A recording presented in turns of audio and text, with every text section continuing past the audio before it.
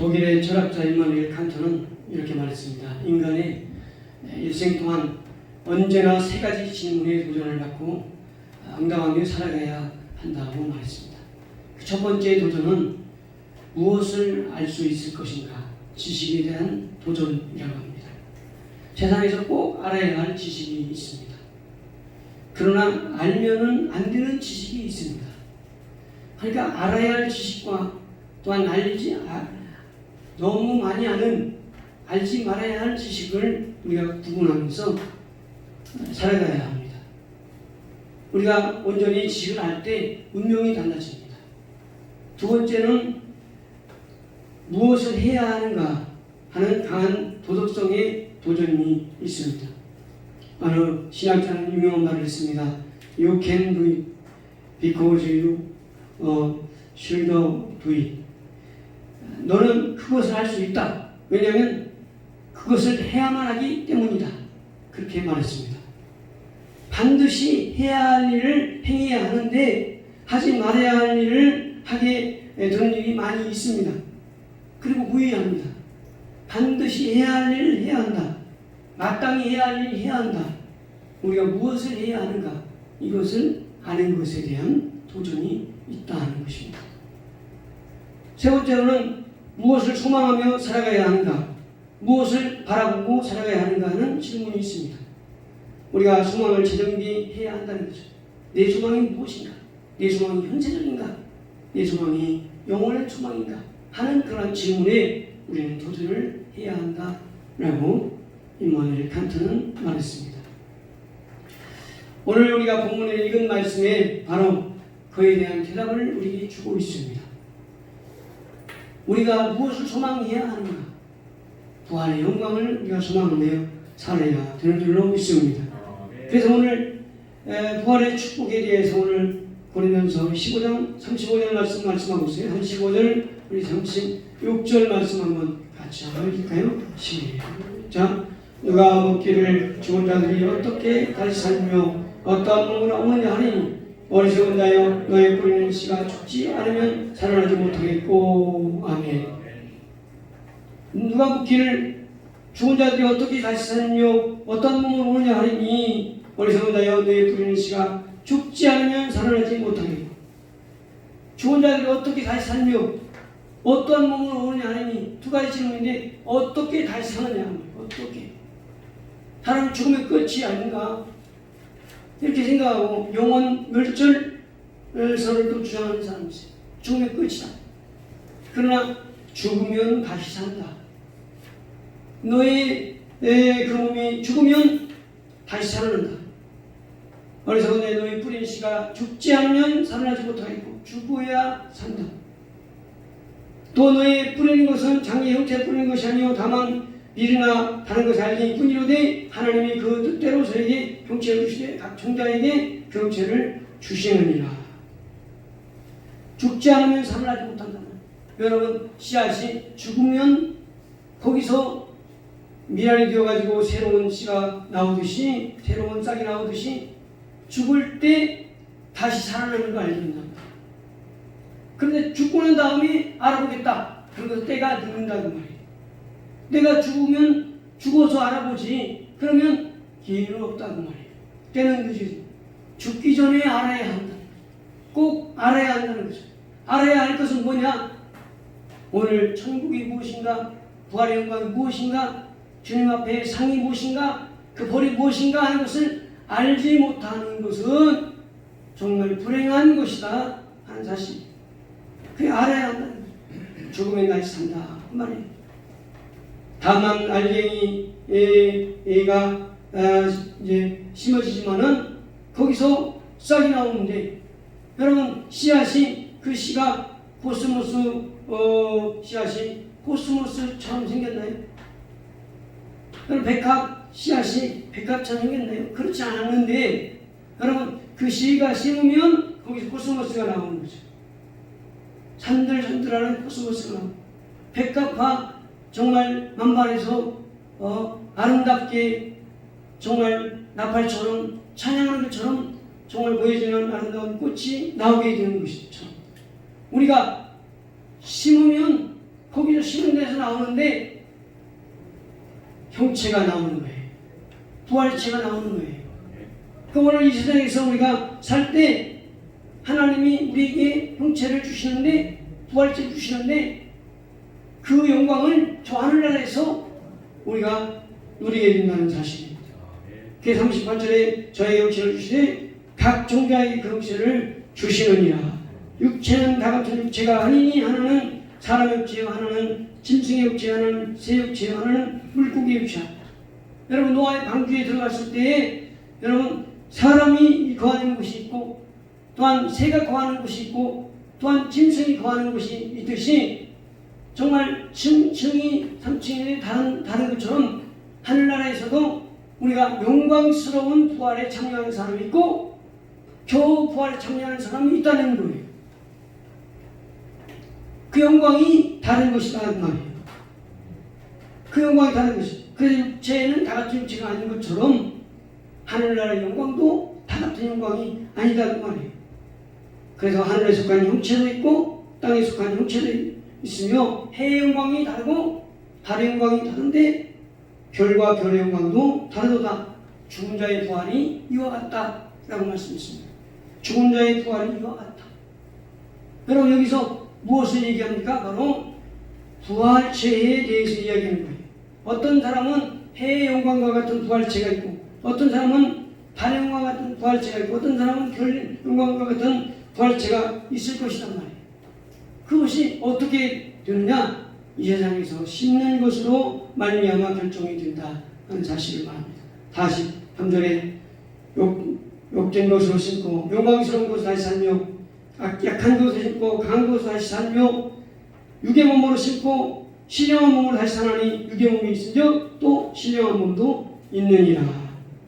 여러분 죽은 자의 부활도 이와 같으니 각각 썩을 것으로 심지만은 썩지 아니할 것으로 다시 살고 또 약한 것을 심지만은 강한 것으로 다시 살고 육의 몸으로 심지만은 영의 몸으로 다시 거두게 된다는 사실이에요. 우리가 육의 몸으로 심습니다. 이 땅에 영의 몸으로 심지만은 거둘 때는 영의 몸으로 거두게 됩니다. 여러분 이 땅에 각각 심는 자의 역할을 감당하는 거예요. 그럼 우리가 이 세상에서 사는 삶은 뭐예요? 심는 거예요. 심는 거. 부지런히 심으면 많이 거두는 게 있지만 심는 일에 게을리 하면은 거두는 게 적다는 말이에요. 하늘 영광도 이와 같다. 죽은 자의 부활도 이와 같으니. 할렐루야. 여러분 얼마 전에 국회의원 선거가 있었잖아요. 그때 선거사상 큰 변혁이 일어났지 않았습니까? 무슨 변혁이 일어났어요? 물갈이인 거예요. 낙선된 사람들만 해요.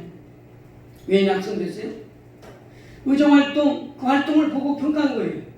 유권자들이 평가한 거예요. 그래서 이 사람은 지금 안 되겠다. 이 사람은 찍어야 되겠다. 그래가지고 과반 그 이상이 우수수 떨어져 버리고 새로운 사람이 물갈이는 거예요.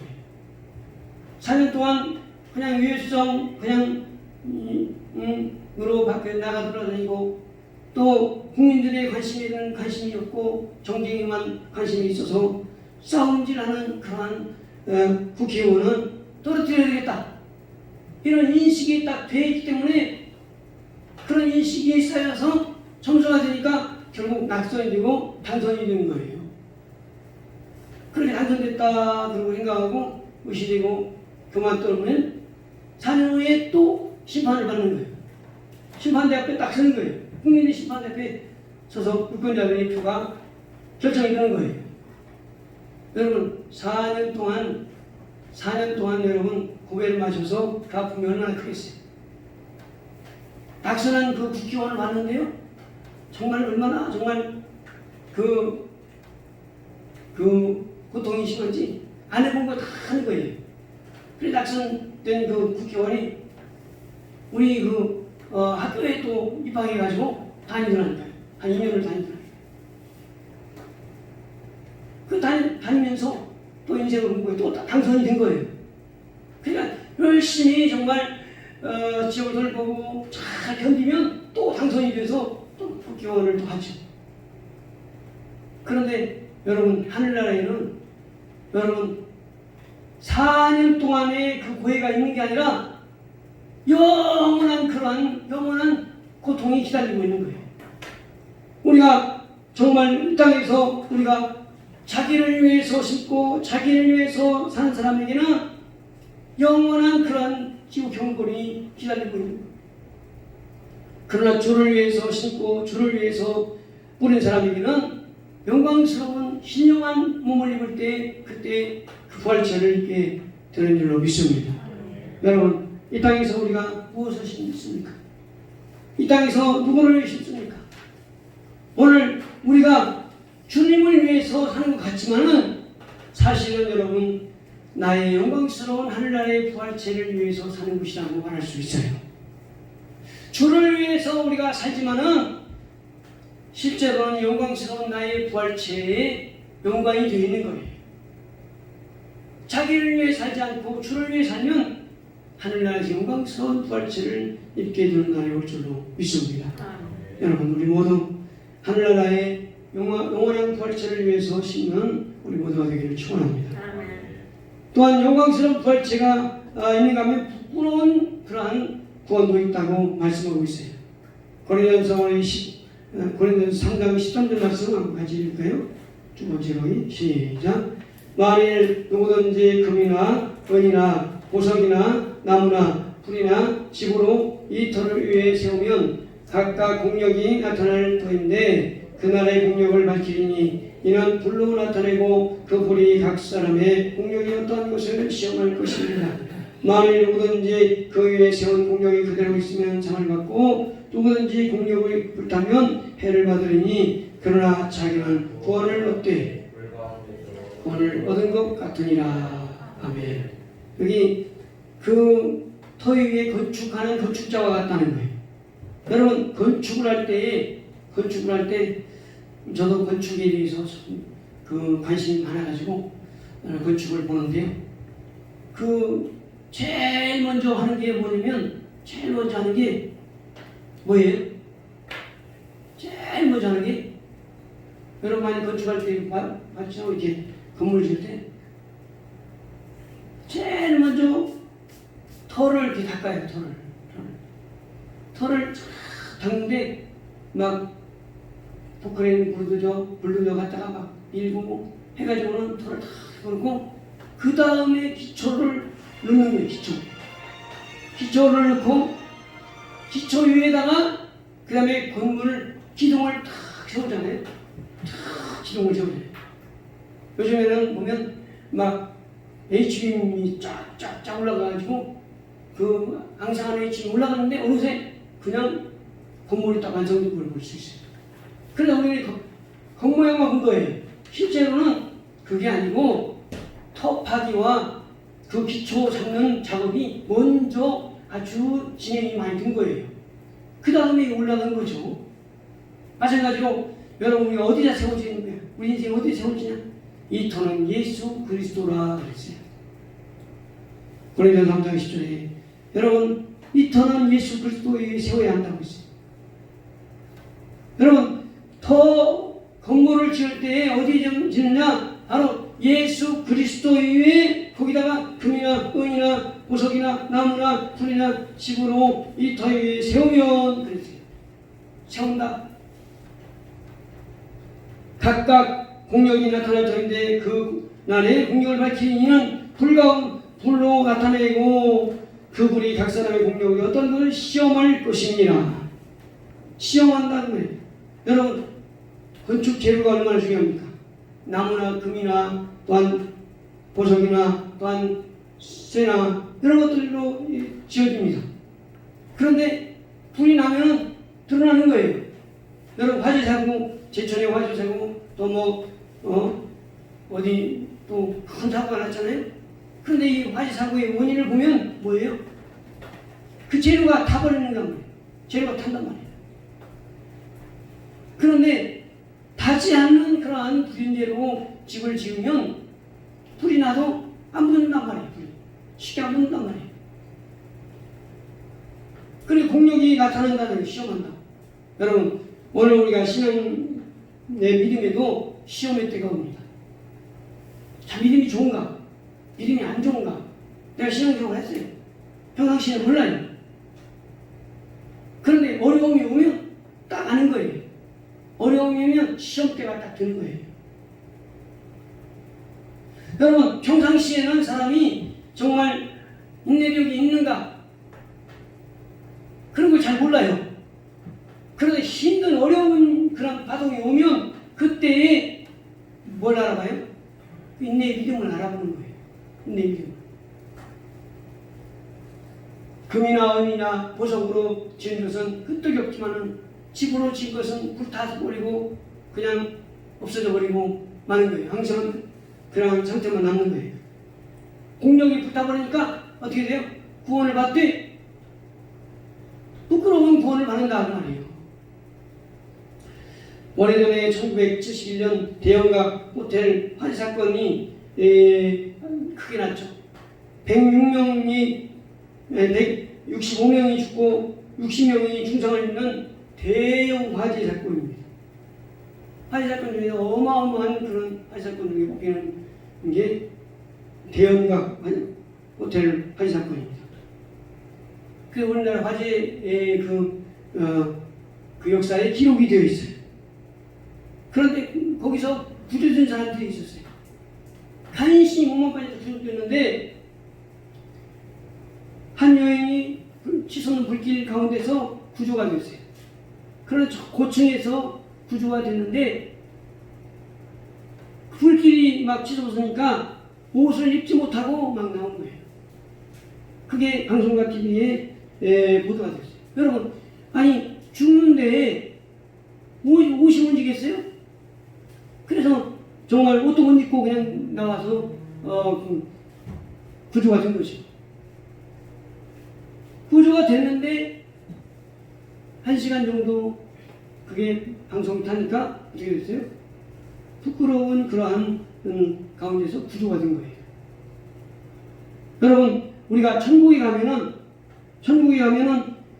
우리가 그 공력이 나타나는데 겨우 주님 나라에 가는 그러한 부끄러운 구원이 있는가 하면 칭찬받고 인정받는 그러한 가운데에 부활체로 들어가는 구원이 있다는 사실을 말씀해 주고 있어요. 공력이 불타버리면 어떻게 돼요? 부끄러운 불 가운데서 얻은 것 같으니 만일 누구든지 그 위에 세운 공력이 그대로 있으면 상을 받고 누구든지 공력이 불타면 해를 받으리니. 여러분, 공력이 불타지 않도록 우리는 영원한 말씀 위에, 영원한 그런 진리 위에, 영원한 하나님 나라 위에, 예수 그리스도 위에 여러분 세우는 건축자가 되기를 축원합니다. 우리 어디에 세워야 되냐? 진리에 세워야 돼. 진리에 세워야지. 진리가 아닌 곳에 세우면 공력이 불타 없어지니까 부끄럽게 불 가운데서 구원을 받은 것 같으니라. 할렐루야.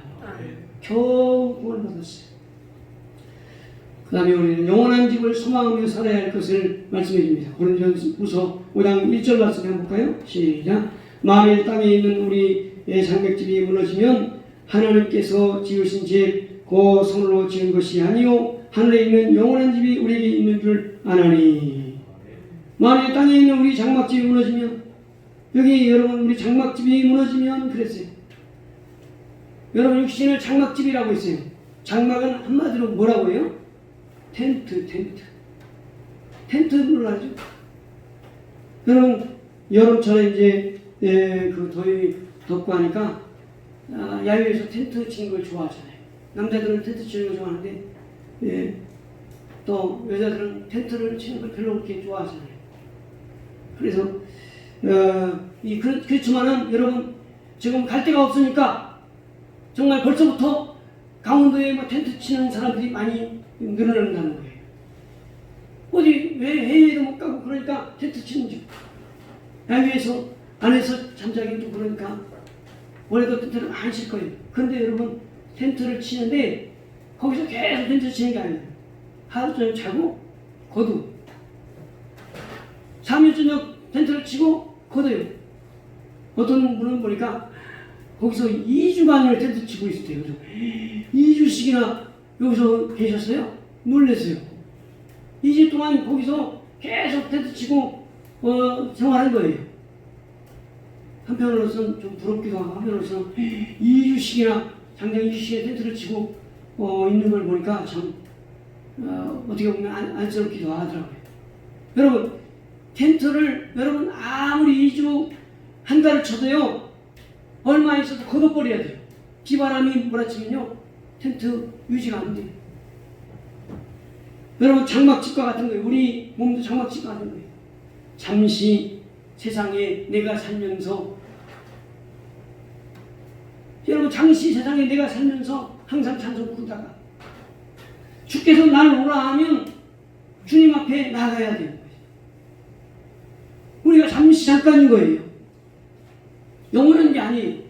그래서 우리의 장막집이 무너지면 하나님께서 지으신 집 곧 손으로 지은 것이 아니요 하늘에 있는 영원한 집이 우리에게 있는 줄 우리가 아나니. 할렐루야. 여러분, 영원한 집이 여러분에게 있는 것을 여러분 아십니까? 영원한 집이 우리를 기다리고 있어요.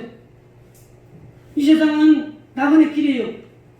그래서 제주님 윤유라 것처럼 인생은 나그네 길. 어디서 왔다가 어디로 가는가? 복음성가도 있죠. 이 세상은 나그네 길, 나는 다만 나그네. 나의 집은 저 하늘 저 너머 있고 천사들이 하늘에서 나르라고 부르니 나는요 이 땅에 있을 맘 없어요. 이 세상 나의 집은 아니요. 우리 후주 머지않아 다시 오실 때 천사들이 하늘에서 나르라고 부르니 나는요 이 땅에 있을 맘 없어요. 할렐루야. 여러분, 이 세상은 나그네 길이에요. 여러분, 왔다가 가야 되는 거예요. 그런데 여러분, 영원한 것처럼 우리가 살고 영원한 것처럼 여러분 생활해서는 안 되는 곳이, 여러분 여행 갔다가 거기 여행지에서 텐트를 치고 숙식을 하는 것처럼 잠시 잠깐 졌다가 걷어들여가지고 이제 다시 집으로 와야 돼요. 마찬가지로 우리가 이 세상은 텐트를 치고 있는 거예요. 여러분, 우리가 텐트 치고 있는 것처럼 여러분 나그네 인생길을 살고 있는 거예요. 무너지면 가야 되는 거예요. 여러분, 장막도요 잘 관리를 해야 돼요. 육신 장막도 잘 관리해야 돼요. 여러분, 오래 쓰려면 참 아무거나 먹고 정말 너무나 많이 먹거나 너무나 조금 먹어도 안 되는 거죠. 잘 먹어야 되죠. 왜요? 육신이 정말 장막이 무너지면 이제는 정말 이사 가야 되니까 하나님이 날 오라고 하시는 그날까지 내가 육신을 잘 쓰고 사용하다가 가야 되는 거예요. 그 육신이 관리도 잘하는 거죠. 영적인 관리를 잘하는 사람은 육적인 관리도 잘해야 돼요.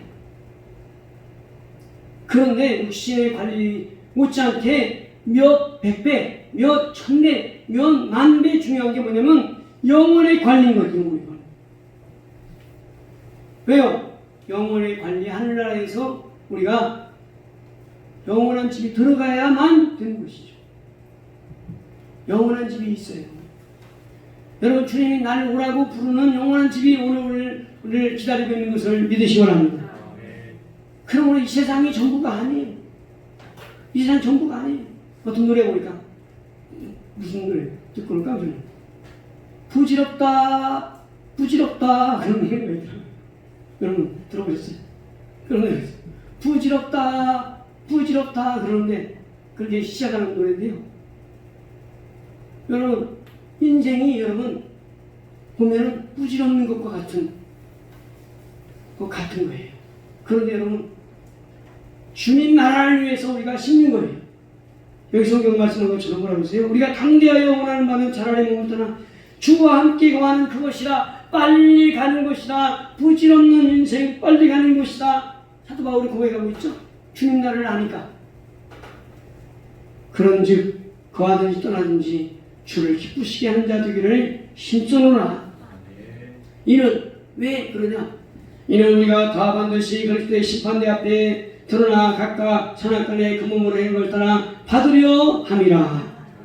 여러분, 왜 우리가 거하든지 떠나든지 주를 기쁘시게 하는 자가 주기를 힘쓰냐 그 말이에요. 그냥 저렇게 앉기 위해서는 산에 가서 가만히 그냥 거기다가 하늘나라 가지. 아니 빨리 가지.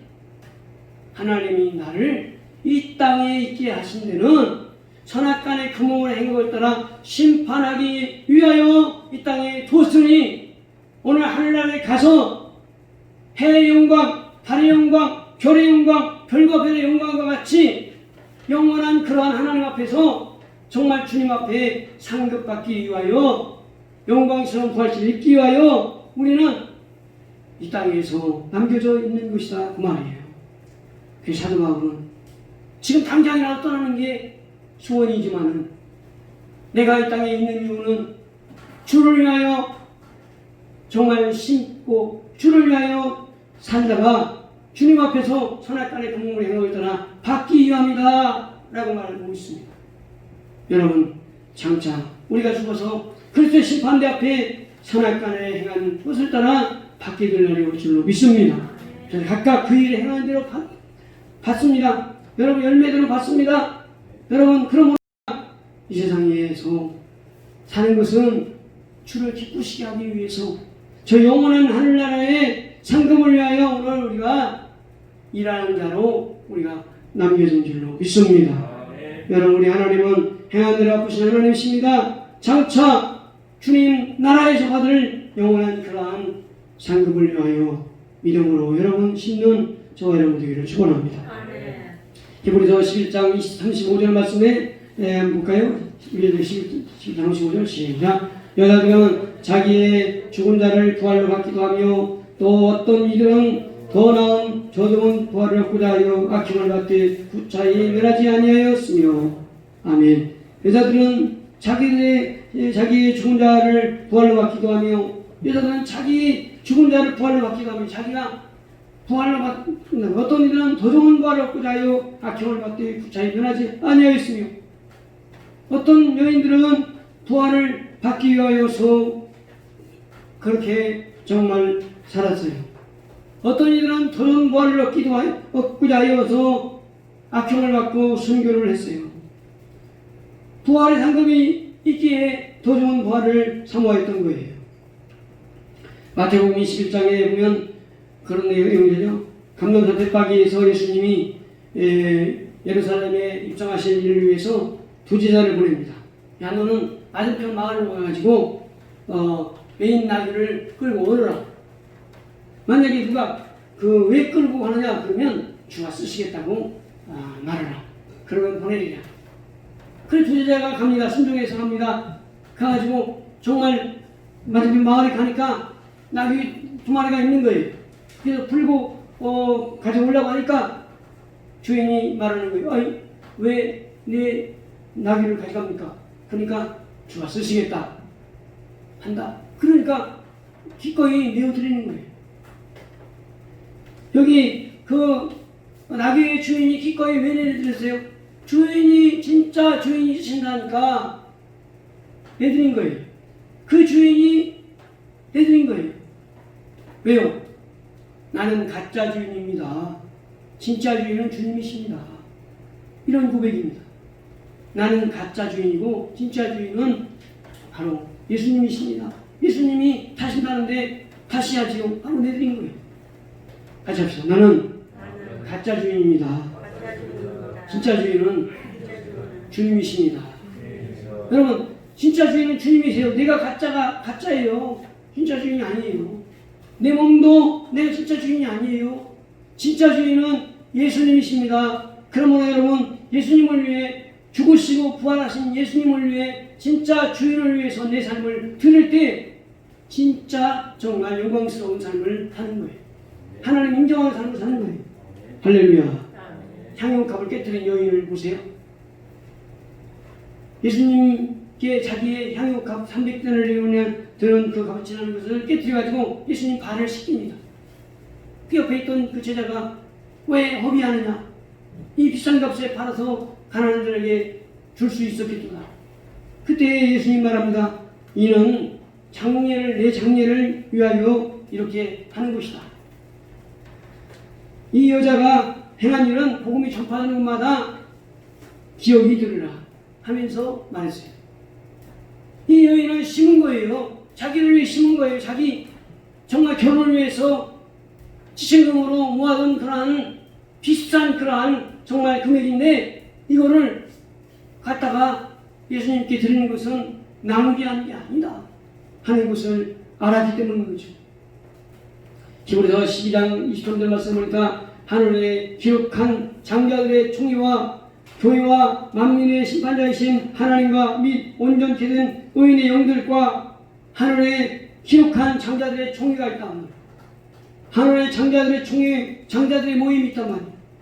여러분, 겨우 본받는 것이 아니라 여러분 하늘나라에 상급을 얻고 장자들의 총회에 들어가기 위해서 오늘 우리가 심고 뿌릴 때 거두게 된단 말이에요.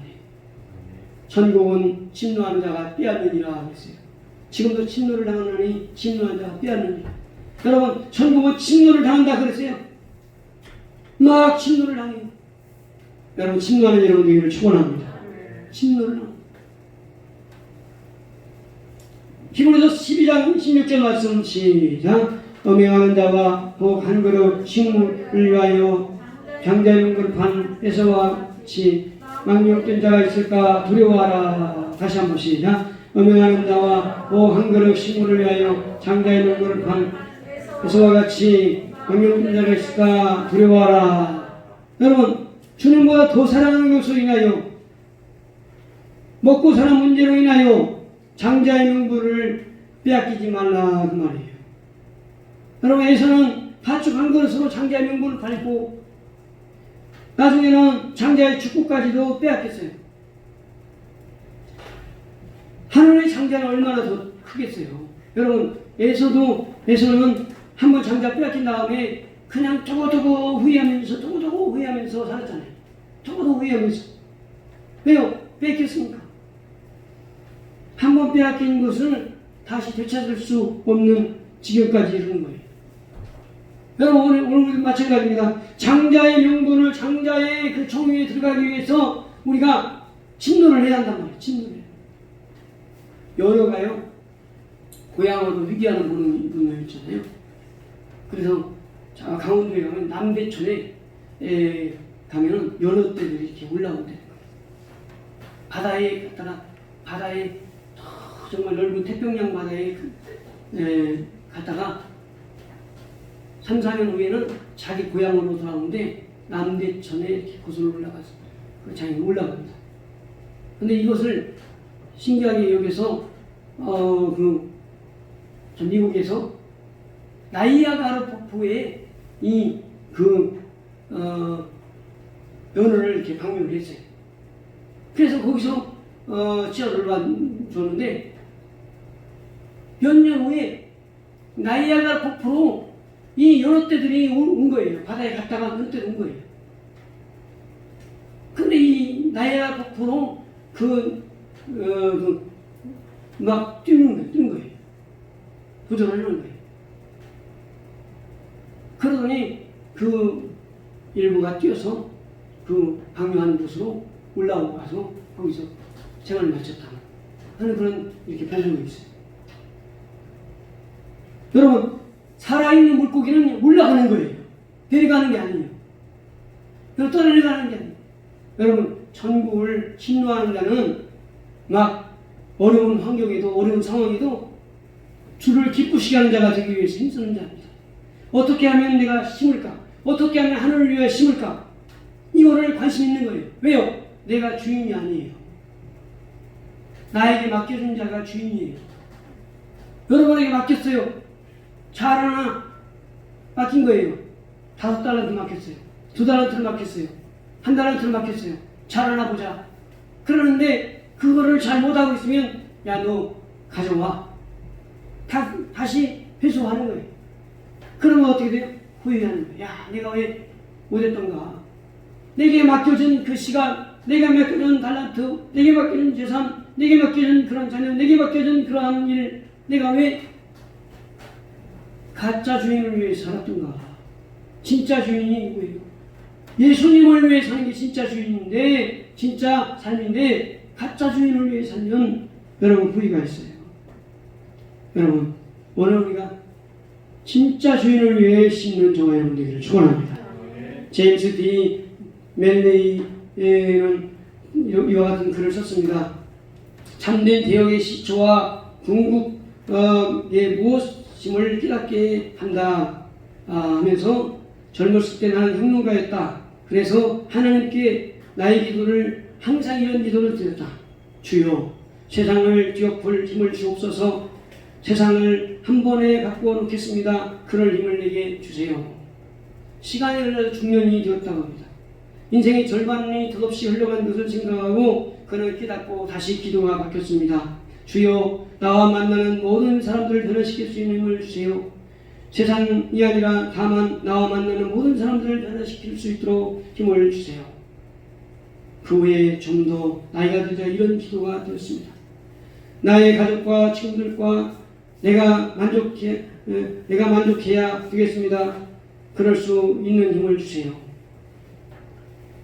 그러나 나 자신이 늙고 인생이 얼마 남지 아니하는 그런 상황이 와서 기도는 다시 이렇게 바뀌었답니다. 나는 나의 우둔함을 깨달았습니다. 주여 저에게 자신을 변화시킬 수 있는 힘을 주옵소서. 처음에는 세상을 변화시킬 수 있는 힘을 달라고 기도했는데 나중에는 깨달은 게요. 자신을 변화시킬 수 있는 힘을 주세요. 하고 기도가 바뀌어버렸습니다. 그렇습니다. 여러분 오늘 우리가 내 자신이 깨달아야 되는데 내 자신이 깨닫지 못하고 그냥 세상을 변화시키고 세상이 뒤집어지게 하옵소서 라고만 우리가 기도하지는 않았습니다. 여러분 진정한 세상을 우리는 보지 못한다면 알지 못한다면 엉뚱한 데에 우리가 소망을 두고 살아가고 또 살아가는 거예요. 진정한 그러한 정말 하나님에 대한 알을 모르면 오늘 헛된 데에 우리가 마음을 두며 살아갈 수 있다는 사실입니다. 그러므로 오늘 우리가 정말 하늘나라에 대하여 부활에 대하여 우리가 알아야 될 줄로 믿습니다. 그래서 우리가 어떻게 살아가야 되는가? 사도 바울은 분명한 표대를 바라봐야 한다고 했어요. 빌립보서 3장 7절에 또한 모든 것을 해로 여김은 내 주 그리스도 예수라는 지식이 가장 고상함을 인함이라. 내가 그를 위하여 모든 것을 잃어버리고 배설물로 여김은 그리스도를 얻고 내가 그리스도와 그 부활의 권능과 그 고난의 참념을 알려하여 그의 죽으신 흑마다 어찌하든지 좋은 자 가운데서 부활에 이르려 하노라 라고 말했어요. 13절에 보니까 형제들아 나는 아직 내가 잡은 줄로 여기지 아니하고 오직 한 일 뒤에 있는 것을 잊어버리고 앞에 있는 것을 잡으려고 표대를 향하여 그리스도 예수 안에서 하나님이 위해서 부르신 부름의 상을 위하여 쫓아가노라. 표대를 향하여 최종의 나의 표대는 어디예요? 하나님이 상급이다. 하나님이 상급을 주신 그때를 위하여 달려가겠다. 다니엘서에도 12장 2절 말씀에 이렇게 말합니다. 땅의 틀 가운데 자는 자 중에 마음에 끼어 영생을 얻는 자도 있겠고 수욕을 받아서 무공이 부끄러움을 입을 자도 있을 것이며 지혜 있는 자는 풍창의 빛과 같이 빛날 것이요 많은 사람을 옳은 대로 돌아오게 한 자는 별과 같이 영원토록 비추리라. 여러분 많은 사람들을 옳은 대로 돌아오게 한 자는 이게 무슨 말이겠어요? 천성을 향하여 가는 사람들을 많이 정말 만든 사람, 복음을 전한 사람에게는 하늘에 영원토록 정말 스타가 되겠다. 영원한 부활체를 입겠다는 거예요. 할렐루야. 여러분 부활도 다 같은 부활이 아니다는 것을 우리에게 말씀해 주고 있습니다. 하늘나라에서 저 부끄러움 구원받는 사람이 있을 것이고 또한 하늘나라에서 영원한 그런 상급을 받고 영광스러운 부활체를 입는 사람도 있을 것이라는 거예요. 그냥 죽으면 뭐 끝나지. 나 예수 믿고 죽으니까. 이렇게 생각하고 있다는 것은 크게 우리가 오판하고 있는 거예요. 여러분, 천국은 침노를 당하고 있다는 거예요. 천국은 침노를 당하고 있다는 거예요. 지금도. 그런데 나는 무엇을 심고 있나? 오늘 무엇을 준비하고 있나? 우리는 뒤돌아봐야 된다. 나는 무엇에 관심을 많이 있습니까? 가짜 주인에게 많이 있습니까? 진짜 주인에게 관심이 많이 있습니까? 인생은 나만의 길이. 여러분 왔다가 가는 그런 생활 동안 하나님이 나에게 하라고 한 일을 잘 감당한 사람에게는 칭찬과 상급이 있을 것이고, 그렇지 않고 감당한 사람에게는 화와 부끄러움이 있을 줄로 압니다. 여러분, 주님 나라를 위해서, 복음을 위해서, 예수님을 위해서 오늘 쓰임당하는 저와 여러분들을 축원합니다. 옛날 어떤 성에 나이 많은 성주가 살았습니다. 종 한 명을 구했습니다. 그런데 동네에서 가장 어리석고 바보스러운 그러한 소리를 듣는 종을 구해서 자기 종을 삼았습니다. 왜냐하면 그 행동을 보면 웃으려고, 기쁨을 얻으려고 그렇게 그런 바보스러운 종을 구했습니다. 그러다가 2달이 지났는데 주인이 이 바보 종에게 지팡이를 하나 건네주면서, 야, 너는 동네에 다니다가 너같이 너보다 더 바보스러운 사람을 만나면 이 지팡이를 주어라. 그렇게 답변했어요. 말했어요. 자기보다 바보스러운 사람을 만날 수가 없었어요. 그런데 어느 날 시간이 지난 다음에 주인이 죽을 때가 돼서 그 종에게 이렇게 요구를 했답니다. 야, 나 지금 황천길을 간다. 이제 너와 헤어져야 한다. 그러니까 이 종이 묻습니다. 아니, 가시면 언제 오십니까? 그리고 묻자 주인이 이렇게 말합니다. 이 어리석은 사람아, 한 번 가면 못 오는 곳에 가는 거야. 그래서 주인에게 종이 이렇게 말합니다. 그 먼 데 가시는데 주인님 뭘 준비하셨습니까? 이렇게 물었답니다. 그래서 이놈아, 뭘 준비해? 그냥 발 벗고 눈만 감으면 가는 거야. 그 바보종이, 아니 주인님 10리를 가고 100리를 갈 때에도 준비를 잘 하는데, 며칠 준비를 하는데, 주인님은 가면 못 올 곳에 가는데 주인님께서는 하나도 준비를 안 하고 그냥 가시다고요? 당신이 지팡이 받으세요. 바보를 만나거든 지팡이를 주라고 하는데 주인한테 지팡이를 줬답니다. 당신이 그 바보요. 그 말이죠. 여러분, 장래에 우리가 준비 없이 살아가는 것은 얼마나 무서운 일입니까? 여러분, 준비 없이 살아가다가는 죽음을 두려워하는 거예요. 프랑스가 자랑하는 장볼 샤를로트는 노벨상도 거절할 만큼 대단한 그런 지성과 자유가 있는 사람이었어요. 그런데 75세에 폐암으로 사망하는데 떠나기 2달 전부터 얼마나 죽음을 두려워하는지 간호사들을 많이 괴롭혔다고 합니다. 왜요? 준비가 안 돼 있으니까. 그런데 독일이 자랑하는 신학자 디트로이트 보니포 목사님은 39세에 독일 히틀러에게 항거하다가 사형을 당합니다. 그는 늘 기도하고 예배를 드리고 어느 날 하루는 예배 드리는데 간수장이 의무실로 가자고 얘기를 듣고는 사형날이구나 알게 되면서 이제 나는 죽으러 가는 줄 알고 예배를 멈추고 함께 있는 간수에게 이렇게 말했답니다. 형제들이여, 이제 나는 가야 할 시간이 됐습니다. 그러나 이제 끝이 아니고 시작입니다. 내가 먼저 가서 기다리겠습니다. 그리고 담담히 순교를 했다고 합니다. 준비하고 있었던 거예요. 여러분, 오늘 우리가 정말 얼마 안 있어서 오는 날에 주님이 오라 하면 나그네 인생길을 끝내고 이제는 가야 되는 거예요. 저 본향을 향해서 가야 되는 거예요. 그때 우리는 준비된 자로 주님 앞에 설 수 있기를 주의 이름으로 축원합니다.